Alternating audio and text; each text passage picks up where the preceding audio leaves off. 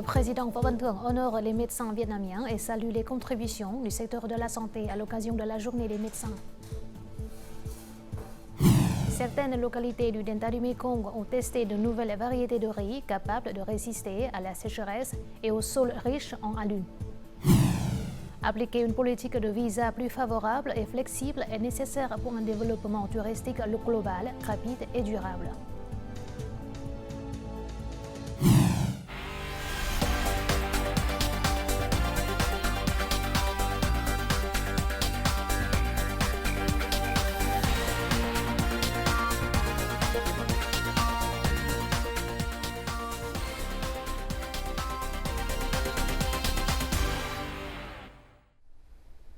Mesdames, Messieurs, bonjour, bienvenue au journal en français. Voici tout de suite les actualités du jour. Ce mardi 27 février, c'est la 69e journée des médecins vietnamiens. Le président Võ Văn Thưởng a participé lundi soir à un programme artistique destiné à rendre hommage aux médecins vietnamiens. Dans son discours, le chef de l'État a souligné que le personnel médical avait toujours suivi l'enseignement du président Ho Chi Minh, faisant des efforts inlassables pour la noble mission de soigner les malades et sauver des vies. Võ Văn Thưởng a proposé de perfectionner rapidement les politiques et les lois, d'établir un environnement de travail professionnel, sûr et favorable pour moderniser le système de santé national. À cette occasion, a eu lieu la remise des prix du 6e concours d'écriture, le sacrifice silencieux, qui avait pour but d'honorer les médecins pour leur contribution exceptionnelle à la société. Toujours à l'occasion de la journée des médecins, une cérémonie de récompense des réalisations brillantes de la médecine vietnamienne en 2023 a eu lieu hier soir à Ho Chi Minh Ville. Le prix de la médecine 2023 récompense les projets médicaux avancés et modernes, les applications de haute technologie contribuant à sauver des vies et à apporter une vie meilleure à la communauté. Il s'agit d'un prix prestigieux qui encourage les médecins dans le domaine médical. C'est aussi la preuve de la profonde gratitude de la société envers l'équipe médicale. Plus de 50 jeunes médecins se sont portés volontaires pour travailler dans les zones défavorisées du delta du Mekong. Cela dans le cadre d'un programme mené par l'Université de médecine et de pharmacie de Cần Thơ. Cette initiative vise principalement à améliorer les compétences et l'expérience des médecins, tout en répondant au problème du manque de médecins spécialistes dans les zones reculées. Tout de suite, les détails dans le reportage qui suit. Ces jeunes médecins sont originaires de diverses régions du delta du Mekong, mais partagent un point commun. Ils se sont portés volontaires pour travailler dans les zones les plus défavorisées, notamment les régions reculées et frontalières, ainsi que les îles du delta du Mekong. Je crois que j'ai le devoir et la responsabilité de prendre soin des gens. Je fais de mon mieux pour apprendre, puis je retournerai dans ma ville natale pour servir les habitants. Ma ville natale est confrontée à plusieurs désavantages en termes d'équipements médicaux et les habitants sont encore pauvres. Je veux donc apprendre quelque chose pour revenir et aider les gens de la région. Ces jeunes médecins possèdent non seulement les qualités d'un bon médecin, mais s'efforcent également d'atteindre leurs objectifs. Ils approfondissent leurs connaissances et perfectionnent leurs compétences pour répondre aux demandes de travailleurs de la santé locale. Ils ont démontré leur désir d'apprendre, de surveiller les patients et de s'entraîner pour perfectionner leurs compétences. Il s'agit de maîtriser leur métier et de travailler comme médecins indépendants après l'obtention de leur diplôme. Les secteurs de la santé dans les zones reculées continuent de faire face à de nombreux défis. À travers ce projet de formation, le ministère de la Santé vise à renforcer les qualifications professionnelles des médecins. Ce faisant, les médecins peuvent utiliser de manière optimale l'équipement et les outils médicaux disponibles dans l'établissement, fournissant ainsi de meilleurs services de santé aux habitants des zones rurales.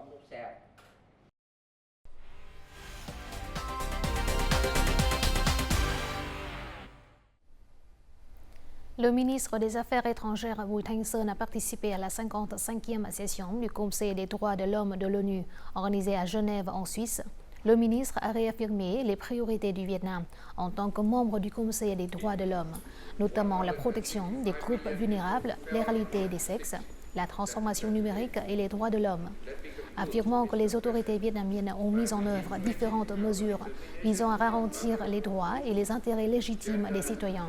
Le ministre Bui Thanh Sơn a également informé que l'examen périodique universel, 4e cycle du Vietnam, est en cours de finalisation. À cette occasion, le ministre a annoncé et appelé les pays à soutenir la réélection du Vietnam en tant que membre du Conseil des droits de l'homme pour le mandat 2026-2028. La 13e conférence sur la promotion du commerce, de l'investissement et du tourisme du triangle de développement Cambodge, Laos, Vietnam s'est ouverte aujourd'hui dans la province d'Attapu à Laos. Selon le ministère vietnamien du Plan et de l'Investissement, jusqu'à présent, le Vietnam a investi plus de 3,7 milliards de dollars dans 110 projets dans les localités du Laos et du Cambodge. Les projets vietnamiens concernent principalement la culture de plantes industrielles, la construction, l'exploitation minière et l'hydroélectricité.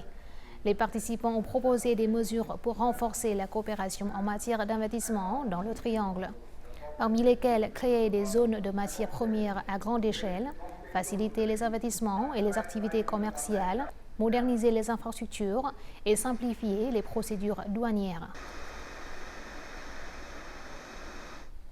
Le delta du Mekong est la région la plus touchée par le changement climatique.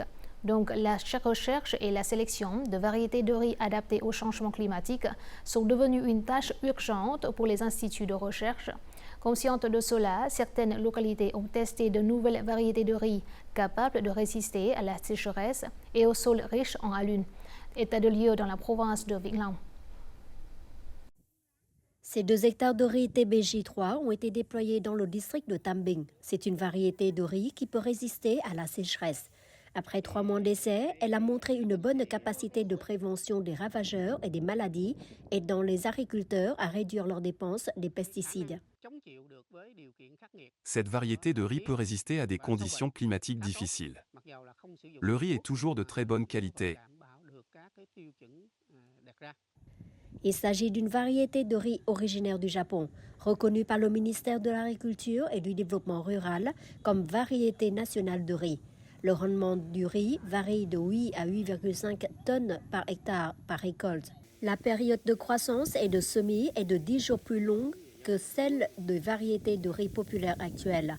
Cette variété de riz s'inscrit dans le programme d'1 million d'hectares de riziculture durable dans le delta du Mekong. Nous poursuivrons la recherche de variétés de riz résistantes à la sécheresse et à la salinité. Les agriculteurs des localités participant au projet développement durable d'1 million d'hectares de riz de haute qualité et à faible émission dans le delta du Mekong jusqu'en 2030 seront soutenus pour l'achat de semences de riz. Nous développerons 3 à 4 variétés de riz selon les régions et l'orientation export. Les variétés de riz utilisées dans le delta du Mekong sont résistantes aux maladies et aident également aux agriculteurs à réduire les coûts et les émissions et à s'orienter vers une production verte et durable. La Chine reste le plus grand marché d'exportation pour les fruits et légumes du Vietnam, représentant 65% des parts de marché. Selon le ministère de l'Agriculture et du Développement rural, en 2024, la Chine ouvrira davantage ses portes aux fruits phares du Vietnam, tels que l'avocat, le fruit de la passion ou la noix de coco. Les opportunités sont énormes, mais pour pénétrer et conquérir ce vaste marché, outre l'amélioration de la qualité des fruits, il importe de passer à l'exportation officielle. Voici le principal marché de gros de fruits à Pékin. Les fruits tropicaux importés sont en augmentation. La plupart des expéditeurs importent directement ou achètent auprès des grands importateurs. De là, le durian sera consommé sur les petits marchés. Les Chinois adorent le durian, donc les ventes sont très bonnes. Par rapport à il y a quelques années, le volume des importations est en augmentation. Les marchés de gros ou les systèmes de supermarchés sont devenus l'épine dorsale du canal de distribution des marchandises vers les petits marchés. Les marchandises chez les expéditeurs sont traçables jusqu'à leur origine. Pour entrer dans les supermarchés, les fruits doivent répondre aux normes des pays européens et américains. Nous continuons de nous coordonner avec la Chine pour exporter d'autres produits agricoles tels que des noix de coco fraîches, du durian congelé ou des plantes médicinales. Pour exporter en Chine, il faut faire attention à la qualité. Les localités ont déployé de nombreux modèles pour attribuer des codes de zone de plantation afin de garantir des normes de sécurité et de qualité. Le ministère de l'Industrie et du Commerce a demandé l'avis des unités sur la modification de la réglementation relative à l'exportation de marchandises frontalières. Prochainement, les marchandises exportées devront répondre aux normes de qualité et aux traçabilités exigées par les pays importateurs. Découvrons tout de suite les taux de change et l'indice de la bourse du Vietnam.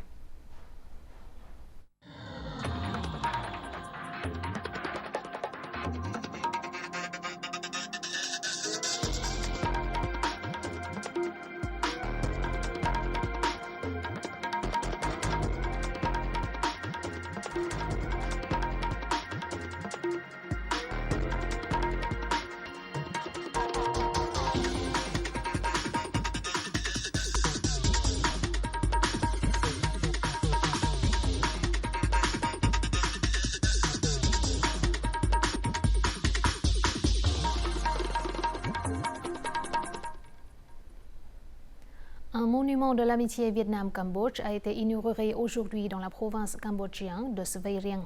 La cérémonie inaugurale a vu la présence de la vice-présidente du Parti du peuple cambodgien, Samdech Men Saman, et de l'ambassadeur du Vietnam au Cambodge, Nguyen Huy Tăng. Il s'agit du 18e sur 23 monuments d'amitié à être construits à travers le Cambodge. Ces monuments d'amitié constituent une profonde reconnaissance envers l'aide opportune, sincère et noble du peuple et des soldats volontaires vietnamiens pour le Cambodge, dans sa lutte pour renverser le régime génocidaire de Pol Pot.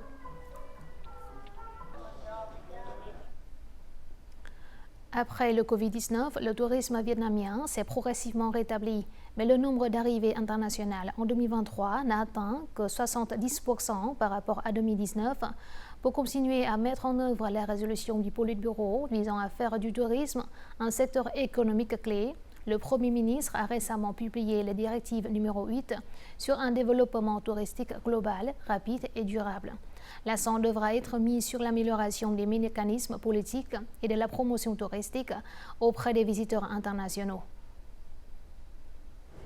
Avant le Covid-19, les touristes européens représentaient 30% du nombre total de visiteurs de cette agence de voyage. Mais depuis 2 ans, la majorité est composée de touristes d'Amérique du Nord. Par conséquent, la directive numéro 8 du gouvernement propose de délivrer des visas de longue durée à entrée multiple pour attirer des visiteurs haut de gamme en provenance de marchés cibles tels que l'Europe, l'Asie du Nord-Est, la République de Corée, l'Inde et le Moyen-Orient. Lorsque leurs citoyens voyagent au Vietnam, c'est une source de revenus importante pour le pays. Actuellement, la Malaisie, la Thaïlande, Singapour, le Cambodge et l'Indonésie proposent un type spécial de visa d'une durée de 5 à 20 ans pour attirer les touristes dépensiers. C'est ce que le Vietnam peut appliquer car de plus en plus de retraités étrangers veulent passer de longues vacances au Vietnam. Plusieurs retraités reviennent 2 ou 3 fois au Vietnam. Il faut envisager des mesures pour attirer ces touristes hautement dépensiers. Une percée dans la politique de visa très appréciée par les hommes d'affaires consiste à piloter la délivrance de visas touristiques aux portes frontalières. Cela devrait contribuer à augmenter la compétitivité du tourisme vietnamien dans la région. C'est une politique très forte et très efficace, déjà appliquée par plusieurs pays, pour faciliter les arrivées de touristes. Il faut étudier minutieusement les besoins de touristes pour proposer des visas flexibles et prolonger les durées de séjour. Le Vietnam peut envisager l'exemption unilatérale de visas selon les types de voyages et pas seulement selon les nationalités. En août dernier, le Vietnam a augmenté la durée de séjour des visiteurs internationaux à 45 jours. C'était l'un des leviers qui a permis d'attirer 12,6 millions de visiteurs internationaux en 2023. L'objectif de cette année est de 18 millions de visiteurs. Une étude montre que l'exemption de visa peut contribuer à augmenter de 25% le nombre total d'arrivées internationales. Selon les statistiques de Google, le Vietnam est la destination de voyage la plus recherchée par les Indiens en 2023. Le Vietnam a notamment dépassé les destinations célèbres que les touristes indiens visitent souvent, comme l'Indonésie, le Sri Lanka et la Thaïlande. Les touristes indiens choisissent le Vietnam non seulement pour faire de courts séjours ou voyager en petits groupes, mais aussi pour voyager en combinaison avec des conférences, des séminaires et des mariages. Le Vietnam devient de plus en plus attractif pour les touristes indiens, car il offre de nombreuses expériences. Le Vietnam offre de nombreuses expériences. Vous pouvez explorer Da Nang, Ho Chi Minh Ville ou Hanoï. La cuisine vietnamienne est très réputée chez nous. Profiter de la gastronomie, de la culture et surtout du shopping sont des expériences inoubliables. Les produits ici sont plus diversifiés et moins chers qu'en Inde. Dans la communauté où je vis, de nombreuses personnes sont déjà venues ici. Le Vietnam devient de plus en plus populaire et tout le monde autour de moi en parle. Cette société a signalé une multiplication par 10 du nombre de touristes indiens visitant le Vietnam. Le nombre est passé de 500 visiteurs par an avant la pandémie à 5000 visiteurs l'année dernière. Cela est dû à l'ouverture de plusieurs nouveaux vols directs, aux coûts abordables et aux procédures pratiques de visa électronique. Les frais de voyage au Vietnam sont très compétitifs par rapport aux autres pays de la région et même par rapport à l'Inde elle-même. Ils sont parfois inférieurs d'environ 30%.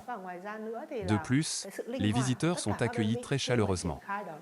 Par exemple, de nombreux hôtels 5 étoiles préparent désormais des plats indiens pour les clients ayant des demandes spéciales.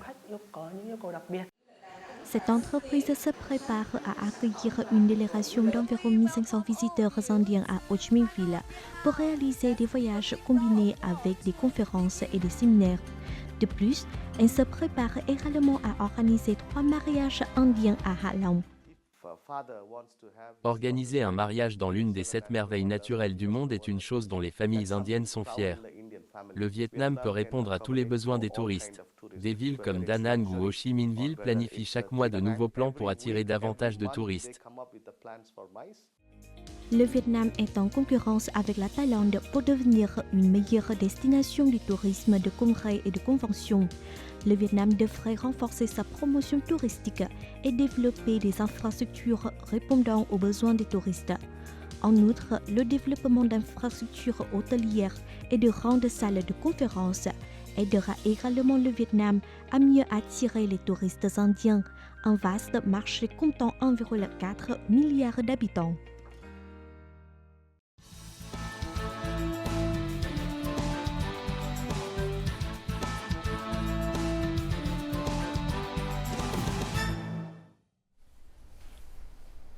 Tong Mai Anh est une jeune designer vietnamienne de la génération 9X. Elle a créé une ligne de vêtements inspirée de la culture traditionnelle, en utilisant principalement des matières naturelles comme la soie et le velours. Avec une forte passion et un grand amour pour Lao Dai, Mai Anh souhaite faire aimer cette tenue traditionnelle à des millions de femmes vietnamiennes et contribuer à la promouvoir au-delà des frontières. Nous la rencontrons sans plus tarder. 4 ans après le lancement de sa marque, Tong Mai Anh a eu l'honneur d'être l'un des 9 créateurs présents au Vietnam Future Runway 2024, l'un des principaux événements de mode au Vietnam. Inspiré par la beauté majestueuse des montagnes du Nord-Ouest et la richesse culturelle des ethnies minoritaires, la collection de Lang Van Du Lam impressionne le public vietnamien et international par sa créativité basée sur les matériaux traditionnels. Combinant modernité et tradition, les créations de Mai Anh font preuve de son talent exceptionnel et contribuent à promouvoir la culture vietnamienne dans le monde. Bonjour, félicitations pour vos débuts extrêmement réussis au Vietnam Future Runway 2024. Alors, pourquoi la zone montagneuse de Iti est-elle l'inspiration de votre collection? Apporter nos designs de soie et de velours dans les régions du Nord-Ouest, faire valoir la beauté naturelle de cette terre à travers mes créations, c'est mon rêve depuis longtemps. Outre le paysage majestueux, tout le monde a eu un aperçu plus profond des gens, des filles et des femmes locales. Ces personnes ont des visions très intéressantes, et tout cela devient une source d'inspiration et de créativité pour moi et mon équipe. Quel message souhaitez-vous transmettre? Nous voulons faire comprendre aux jeunes que nous nous appuyons fortement sur le berceau de la culture traditionnelle. L'héritage laissé par nos ancêtres est un point d'appui important pour que nous soyons plus confiants sur le chemin choisi. La créativité et la modernité sont importantes, mais pour ceux qui aiment la culture traditionnelle, nous devons aussi croire en ce berceau culturel. Avec la créativité, la passion d'apprendre et des efforts inlassables, nous créerons certainement de nouveaux looks et de nouvelles œuvres, riches en identité vietnamienne.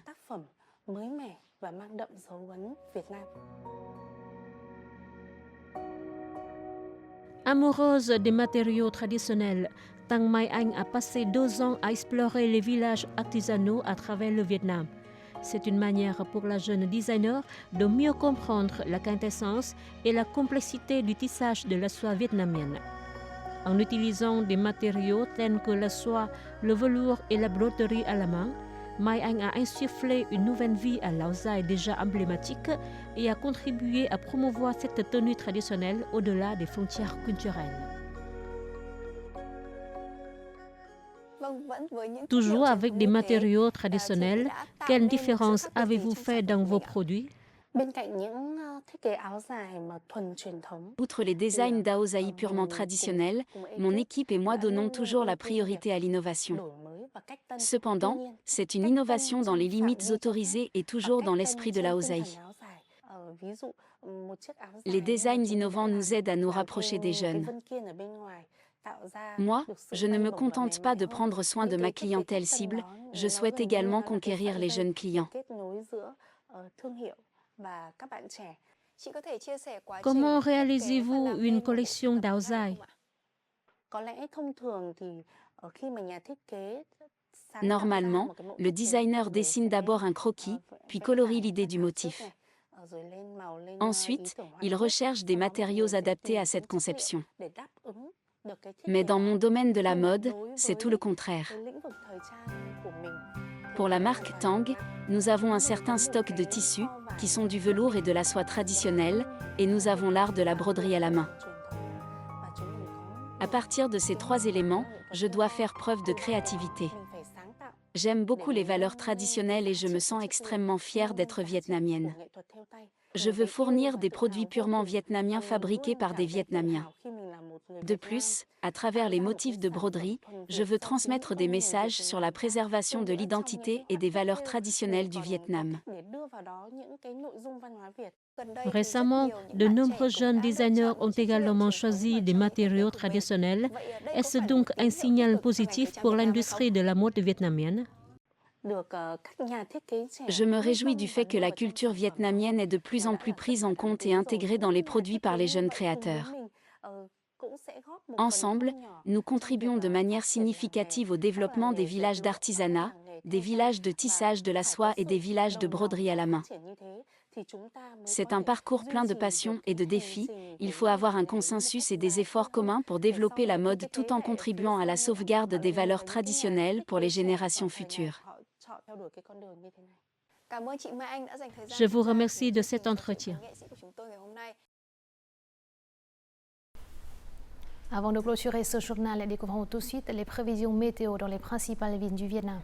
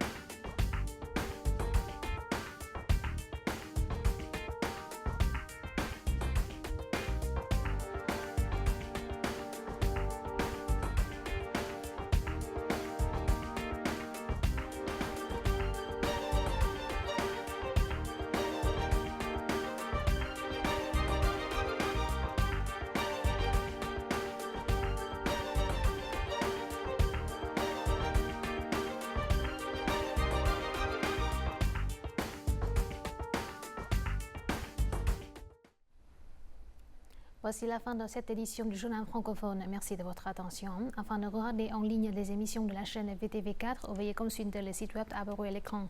Vous pouvez aussi télécharger l'application VTV Go sur App Store ou Google Play. Au revoir et à la prochaine.